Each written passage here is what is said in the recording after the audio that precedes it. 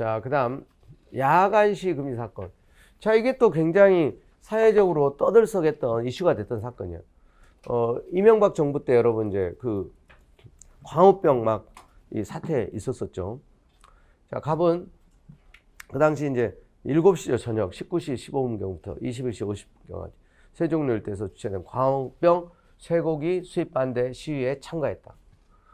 이게 이제 왜 그 당시 벌어졌냐면 원래 이제 미국이 광우병 위험국가 해가지고 우리뿐만 아니라 많은 나라들이 이제 미국 쇠고기는 수입을 하지 않았었어요, 한동안. 대부분의 이제 국가들이.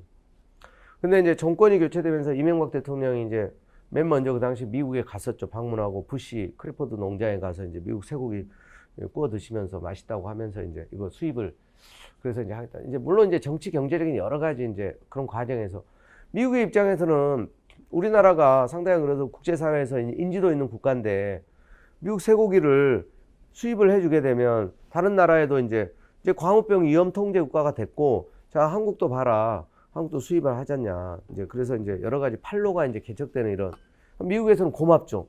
그러니까 이제 우리는 우리대로 이제 뭐 여러 가지 정치적 외교적 이유가 있었지만 근데 이제 우리 국민들은 이제 여기에 대해서 반대하는 사람들이 많았었어요.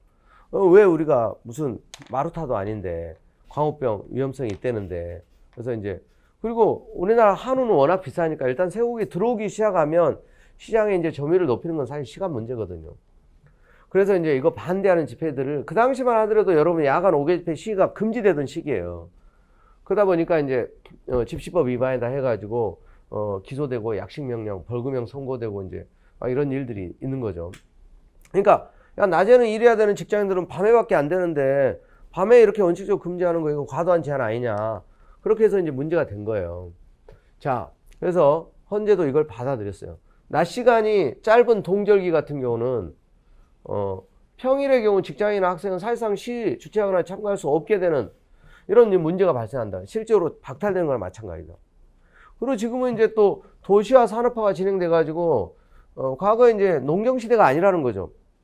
현대사 전통적으로 야간, 즉 해가 뜨기 전에 해가 지고 나는 광범위한 가변적인 시간대 야간이 그래서 특징이나 이제 차별성 명백하다 보기 어려움에도 일조로 야간 시를 금지하는 거 지나친 제한이라는 거예요. 침해철성 원칙, 법익 구경성 원칙 위반하여 그래서 집회자가 침해한다고 봤어요.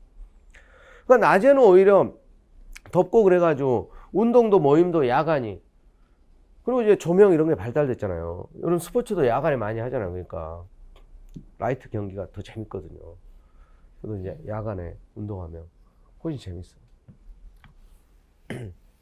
자외선도 야간은 이제 근데 밤에도 자외선이 있긴 있겠지. 낮하고는 근데 이제 비교 안 돼요.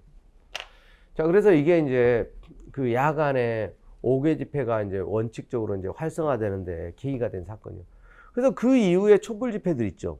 그건 불법 집회가 아니에요. 야간에도 보니까 이제 똑같이 주간처럼 720시간 전부터 48시간 전에 신고하면 합법적으로 집회의 자유를 보장받게 돼요.